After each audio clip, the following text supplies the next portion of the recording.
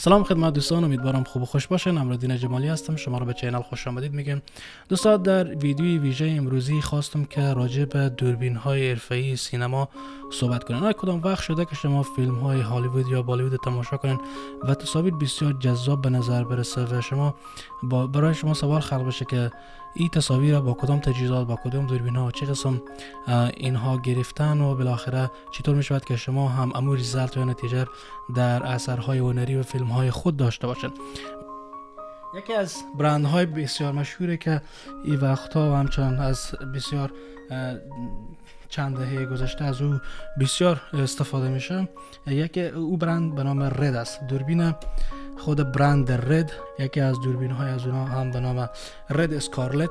میستریوم، رد اسکارلت اکس میستریوم است که همراه خود داریم امروز. این دوربین تقریبا در سالهای 2012 به مارکت معرفی شد و زمانی که وارد مارکت شد نزدیک $20,000 تنها برین یا مغز از این دوربین قیمت داشت و بالاخره امروز بعد از 12-13 سال که داخل مارکت است و تا حالا هم بعضی از اسپکس یا از خصوصیات از این دوربین به حد خوب است که بعضی از فیلم سازایی که میخوان مثلا فیلم های کوتاه، مثلا فیلم های بلند و میخوان این دوربین برای بیکم استفاده کنن، این دوربین یک انتخاب خوب برای ما است، چون گفتم کوالیتی بسیار عالی و همچنان بعضی از خصوصیات و جذابیت های بسیار حرفه‌ای داخل از این هست که حتی بعد از 13 سال هم دوربینایی که امروز در مارکت داریم به او حد نمیتوانند که مثلا بدرخشن. یکی از ویژگی های دوربین رد خود کیفیت تصویر است، نوعیت و کیفیت تصویر. خوبیه مثلا رد با دوربین های که مثلا امروز داره مثلا سونی، نایکان یا مثلا دوربین های مثلا کانون یا لیومکس، یکی از ویژگی های خود این دوربین اینه که تصاویر بسیار مات و اصلا دلچسب میگیره. تصویر مثلا وینتیج معلوم میشه، تصویر به صورت کهنه‌تر معلوم میشه و برای چشم زننده نیه. چون شما اگر مثلا فکر کنین برین وارد سینما بشین، برای 1 ساعت یا 2 ساعت شما فیلم میبینین و 2 ساعت یا 1 ساعت فیلم اگر خیره کننده باشه یا مثلا بسیار تصویر کانتراست بالا داشته، شارپنس بسیار بالا داشته باشه، شاید برای بیننده اذیت کننده باشه. و میخاطر این دوربین که هست همون تصاویر مات و بسیار وینتیج و بسیار کهنه و حالت سینماتیک و دراماتیک تصویر میگیره که این خصوصیت تالی مثلا دوربینایی که به شما گفتم که داخل مارکت هست و از اونها هر روزه استفاده میشه تا ویژگی نداره. خوبی دوربینه که شما میتونین که پکیج یوزد از زیر فعلا در مارکت و قیمت بسیار مثلا پایینی به دست بیارن. گفتم تا وقتی که تازه دوربین وارد بازار شد تنها بادی از این دوربین نزدیک $20,000 ارزش داشت و امروزه البته این سیستم بسیار ماژولر است که وقتی شما برین از این خرید کنین، خود مغز از این دوربین خریداری کنن، هیچ چیز امروز از این نیست و فقط از این قسمت تا به این قسمت است که تجهیزات جانبی که وقت شما از بگیرین و هیچ قابل استفاده نیست. خودت برین از هیچ دیگه نمیتونین از هیچ استفاده داشته باشین. و میخواد وقتی که دوربین شما حتی امروز هم از دوربین های اکس استفاده کنین و نه تازه خریداری کنین، تنها شما برین از اون داخل اون پکیج به دست میارین و مغز از اون این لوازم جانبی که شما رو روزی دوربین میبینین اصلا به دست نخواهی آورد. خب دوربین ماژولر و گفتم وقتی خواستاشون پکیج مستعمل از زیر فیلم مارکت میتونن در حدود $3,000 تا $4,000 به دست بیارن و که دیل بسیار عالی است برای کسانی که میخوان فیلم ها مثلا به صورت حرفه‌ای بسازن و مثلا قصد دارن که فیلم ها مثلا با آمازون پرایم، نتفلیکس و جای پلتفرم های بزرگتر دیگه برای. چون یکی از مشکلات های مثلا پلتفرم های بزرگ اینه که از خود تصاویر بعد خصوصیات خاص خود داشته باشه. یکی از خصوصیات اینه که با دوربین هایی که مثلا با استانداردهای از اونا هماهنگی داره ثبت بشه، چون با هر دوربین اونا با همون استانداردها از اونا هماهنگی نداره. کالر ساینز و مثلا بعضی چیزهای دیگه اونا دارن که با اون هماهنگی نداره، چون به همین خاطر میخواین که تصاویر با همون استاندارد از اونا ثبت بشه که این دوربین شامل استاندارد از اونا هست و میشه مثلا تصویر که بازی بگیرین به پلتفرم ها شامل بشه. خب راجع به مسائل تکنیکی از دوربین میخوایم صحبت کنیم. دوربین رد وقتی که شما گفتم ریلیز دیت از یا معرفی از این سال 2012 و سیستم بسیار ماژولر است. کلا سیستم به واسطه این تجهیزات جانبی که هست با اینها ست اپ میشه و تنها شما برین به دست میارن و بعد شما باید به خاطر ستاپ کردن از بعضی از تجهیزات دیگه به دست بیارین که بعدا راجع صحبت میکنیم. اما بیایم راجع به خود مسائل تکنیکی اینترنال و داخلی خود دوربین صحبت کنیم. یکی از ویژگی های دیگه خود دوربین رد اینه که دوربین رد با فرمت یا کودک رد تصویر ثبت میکنه و تصویر البته خام یا را ثبت میشه و بعدا شما در داخل پست پروداکشن او را کالر یا رنگ آمیزی میکنن که میتونن امو ریزالتی که شما دوست دارین اون ریزالت به دست بیارن. و مثلا فکر کنین در قسمت تصویر برداری شما یک جای میخواین که نور زیاد شده باشه یا مثلا وایت بالانس شما درست نبوده، متاسفانه با تصاویری که خام نباشه تنظیم از او تصاویر بسیار مشکل میشه. به این خاطر چون شما با رد ثبت میکنین میتونین که کنترل از او کلا در دست دارین. در پست پروداکشن در قسمت ادیتینگ میتونین که هم وایت بالانس خود جور کنین و میتونین که در قسمت مثلا رنگ ها و مثلا کانترست ها یک دست باز دارین میتونین که اونا رو هم تنظیم بسازین. خب یکی از کودک ها خود دوربین رد اسکارلت اکس مستریوم که اصلی دوربین به سال 2012 بازم میخواین که یادآوری کنم وارد بازار شد و با 5 ریزولوشن میتونه که البته بله با 5 ریزولوشن میتونه تصویر به شما بگیره. اول 5K است، با 5K میتونه که 12 فریم در ثانیه تصویر بگیره که البته در استاندارد امروزی و تصویربرداریایی که ما امروز داریم 5K 12 فریم در ثانیه واقعا دیگه قابل استفاده نیه و هیچ کاری به اون نمیشه که البته خواسته باشین در قسمت استیلز یا تصویربرداری مثلا عکاسی شاید قابل استفاده باشه، اما در کل در قسمت فیلم استفاده خاص از اون صورت نخواهد بگیره. بعد میایم به 4K با 4K و 30 فریم در ثانیه 24 فریم در ثانیه تصویر میگیره با کودک رد و را که معمول است دیگه. تصویرهایی که مثلا به تلویزیون ما اینا داریم 30 فریم در ثانیه مثلا در قسمت سینما 24 فریم در ثانیه مشکل حل میسازه. و بعد ما 3K میتونین فیلم برداری کنین، 2K و همچنان 1080p و همو HD که 5K 4K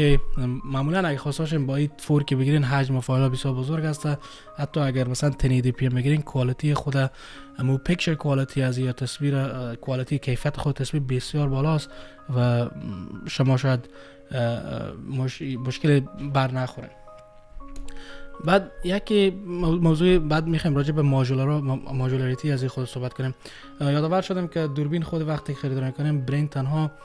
و بعضی ماژولا و اکسسوریز جانبی که هست کلا جدا خریداری میشه و دوربین وقتی که برین خریداری میکنیم بعد مجبور هستین که لنز ماونت خریداری کنین که لنز ماونت ها مختلف مثلا EF ماونت پیل ماونت میه و اگر شما لنزهای مثلا کانون دارین مگر بعد EF لنز خریداری EF ماونت خریداری کنین که لنزهای کانون شما همراه از این هماهنگی داشته باشه. بازم یادآوری میکنم که اگر کسی دوست داشته باشی خریداری کنه میتونن که اون پکیج از خریداری کلا با تمام ماژولار بیه و تنها برین خواستاشون باز اکسسوریز لازم جانبی بعدن خریداری کنه خیلی قیمت تموم میشه. یکی از مسائل دیگه که هست اینه خود ای پورشن یا ای سکشن خود دوربین هست که قسمت در قسمت ای رد میگ منیز اینا خب معمولا دوربینایی که ما فعلا داریم با SSD و یا هم مثلا SD کارت شما میتونن استفاده کنن و تصویر برداری کنن. اما با دوربین رد شما باید از خود کارت های رد استفاده کنن که این کارت ها رو به نام رد مینی مگ میگن و این مثلا 480 جی بی میتونن که وارد ای خود ماژول بسازن و تصویر بگیرن. مشکلی که اینجا وجود داره اینه که یکی از چالش‌ها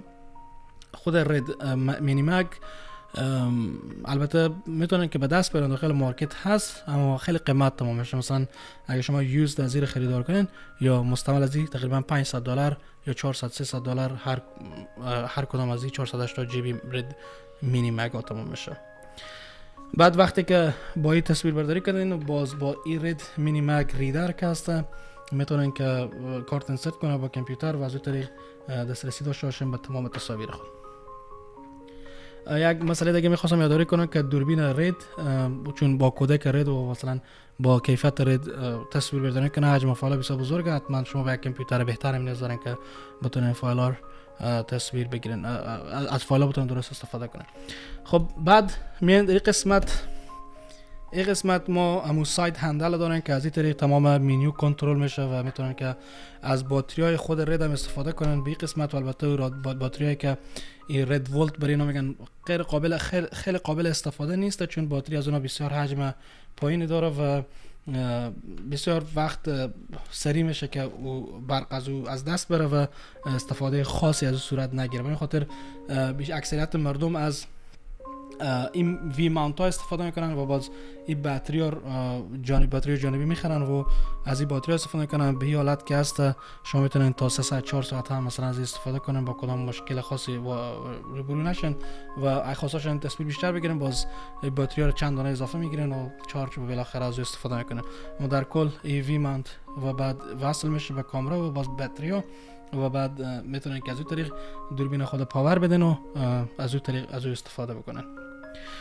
دوربین خود رد که است در قسمت صدا هیچ قابل استفاده نیست، هیچ صدا ثبت نمی‌کنه به خاطر چون دوربین استاندارد سینما است. شما حتما به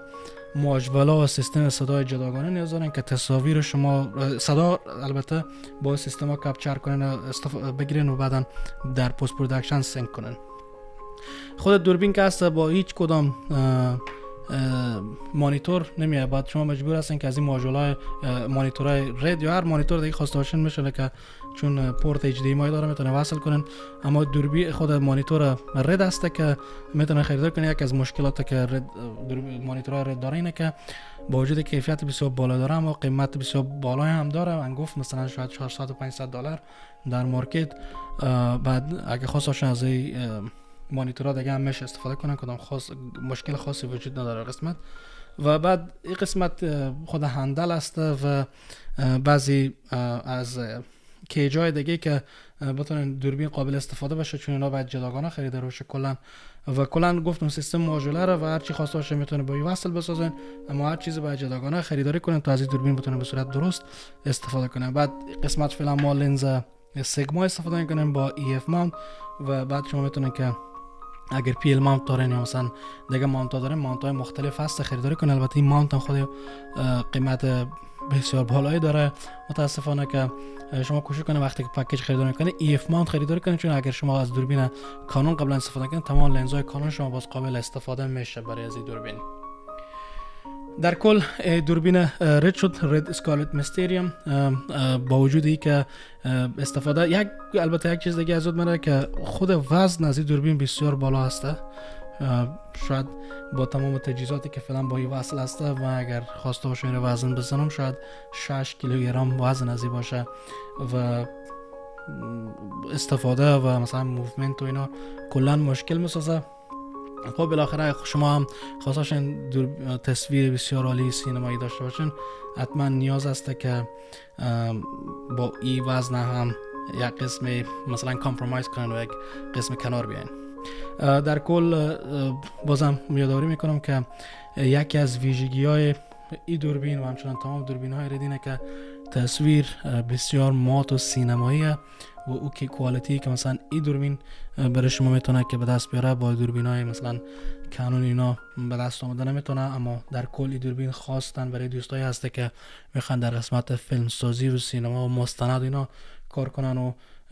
دوربین اینی هست که مثلا رننگن باشه، بی‌معنی که شما بتونید دوربین رو بردارین و هر جا خود خوب برین و از اون تصویر بگیرین و به هر انوایرمنت و هر فضای از اون تصویر بگیرین تصویر شما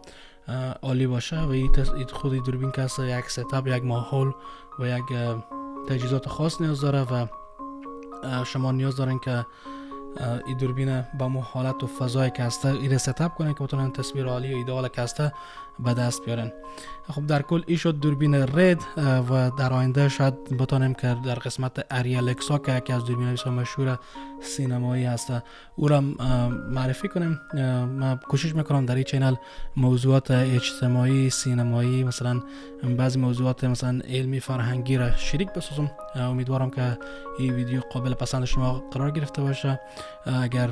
تازه به چینل وارد شدن امیدوارم که دکمه سابسکرایب فشار بدین و ویدیو را لایک کنین، همراه دوستای خود شریک کنین تا ویدیو بعد شما را به خداوند بسپارم.